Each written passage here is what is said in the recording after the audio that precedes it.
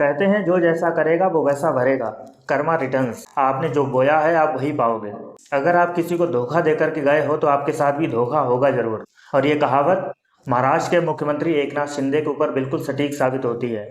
एकनाथ शिंदे ने अपनी पार्टी के साथ धोखा किया, उनके विधायक तोड़ करके बीजेपी के साथ अलायंस में आ गए और खुद मुख्यमंत्री बन गए।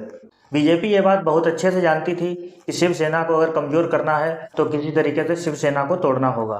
बीजेपी हर राज्य में जब भी किसी के साथ अलायंस करती है तो बीजेपी यही खेल करती है। वहाँ की जो मजबूत पार्टी है उसको तोड़ना बीजेपी का सबसे पहला काम होता है। बीजेपी ने महाराष्ट्र में भी वही किया, शिवसेना को तुड़वा दिया और एकनाथ शिंदे को अपने सहयोग से मुख्यमंत्री बनवा दिया। सिर्फ 2 ही राज्य ऐसे हैं जिनमें बीजेपी का अलायंस होने के बावजूद बीजेपी का मुख्यमंत्री नहीं था, जबकि बीजेपी की सीटें ज़्यादा थीं। एक बिहार जहां पर नीतीश कुमार जी मुख्यमंत्री हैं लेकिन वहां पर सीटें बीजेपी की ज़्यादा हैं, और दूसरा राज्य था महाराष्ट्र। लेकिन अब महाराष्ट्र की सारी स्थिति पलट गई। महाराष्ट्र में देवेंद्र फडणवीस को बीजेपी ने मुख्यमंत्री पद के लिए घोषित कर दिया है। आज शाम को देवेंद्र फडणवीस की शपथ होगी। चुनाव का परिणाम आए लगभग 2 हफ्ते होने वाले हैं, तब जाकर बीजेपी ने कहीं अपने मुख्यमंत्री चेहरे को सबके सामने ला पाए। महायुति में बहुत सारी समस्याएं थीं। जाहिर है एकनाथ शिंदे फिर से मुख्यमंत्री पद चाहते थे और वो इस मामले में पूरी तरीके से डटे हुए थे।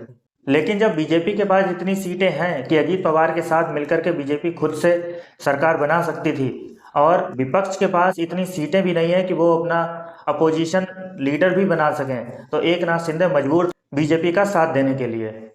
जब से बीजेपी ने देवेंद्र फडणवीस को मुख्यमंत्री घोषित किया है उसके बाद से एकनाथ शिंदे पर बहुत सारे मीम्स भी बन रहे हैं। कहा जा रहा है कि एकनाथ शिंदे अग्निवीर योजना के तहत बनने वाले मुख्यमंत्री थे।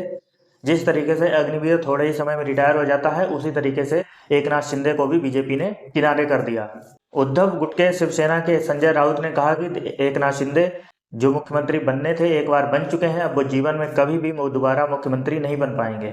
वही सोशल मीडिया पर कई सारे लोग लिख रहे हैं कि एकनाथ शिंदे को तो कहा गया था कि बटोगे तो कटोगे, एकनाथ शिंदे तो नहीं बटे, फिर भी सत्ता से कट गए, अब उनको उप मुख्यमंत्री बनना पड़ेगा।